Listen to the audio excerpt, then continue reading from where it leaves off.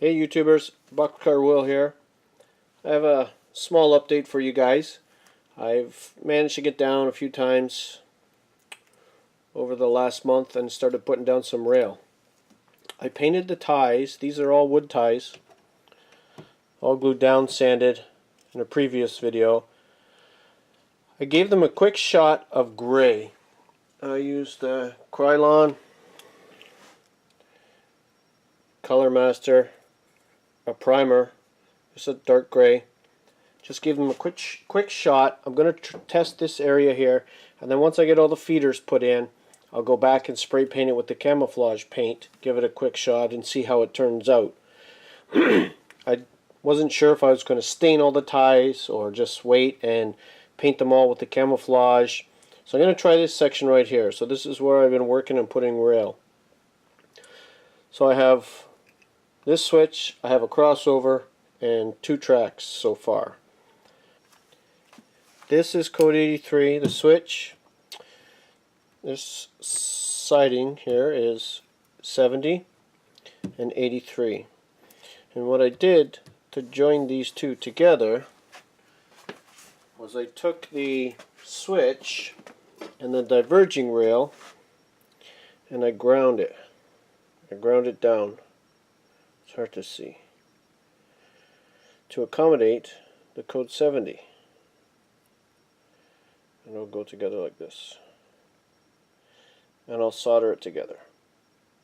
All I did was use the Dremel tool, ground off the head of the rail, left the base, cleaned it up with a file, and then I'll solder it together and we're good to go. Instead of using rail joiners, code 70 and 83 have the same rail base, it's just the height of the rail that's different. I don't know if you can see that.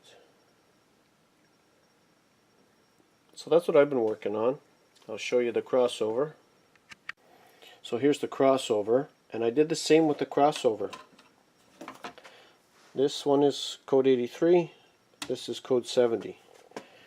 And I'll see if I can zoom in here and show you where I spliced the two together.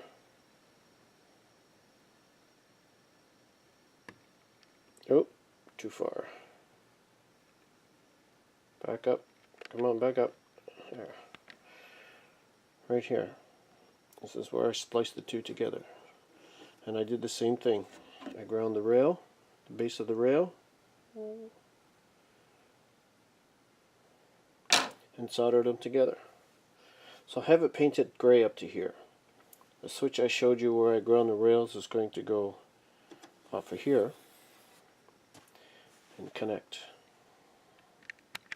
So that switch I showed you, this one here, is going to go here and connect. This will be 83, this will be 70, and this will be 70. And I think I'm going to end up doing all my yard in code 70 instead of 55. A little harder to get 55 rail than it is the other ones. Now my tools. I'm just going to show you a few tools that I use when I'm hand laying track. Good pair of needle nose pliers. I don't bother buying the specialty pliers.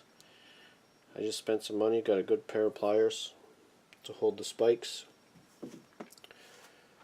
I have 3-point track gauges. Set them on the rail like so. Use them to hold the rail. NMRA gauge, a must for laying track. Make sure it's in gauge, because sometimes these don't always work properly. NMRA gauge.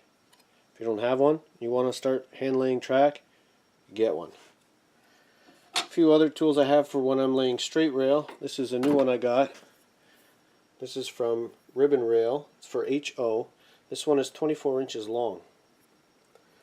Just center it. Gives you a nice straight line. Put one rail on one side. Put a couple spikes. Spike that all down on the other side. Take it out. spike down on the other side there, put it back in, put the rail up against it, spike down on this side, then I'll go back and use the NMRA gauge, make sure it's in gauge, final spike the other side. I try to spike every 5 ties. I have 3 different sizes. I have the 24 inch,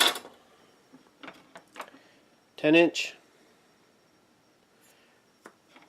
and I have a 5 inch. These ones I've had for quite a while. This one I just recently bought. You can still get these. I got it through Walters. And also I have brass weight. Gentleman at the Model Train Club I belonged to years ago made up a bunch of these for laying rail. It's in gauge. It fits the NMRA gauge. I just use it to hold the rail when I have a long piece and I start spiking and going all along. I just use it to hold the rail. I use these. These come in different codes, 70, 83, and 55. I have multiples. And files. Good file. I have different sizes.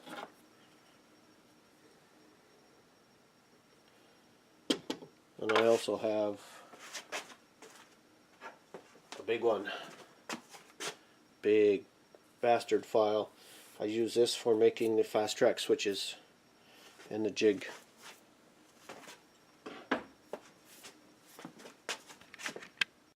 So, as you can see, that's what I've been working on. Haven't made too much progress. That track down in the back now where I showed you the first switch down here is connected all the way down. So as soon as I get power and I get my feeds in, I can start running a train from here to there. So that's it for now. Until next time, YouTube.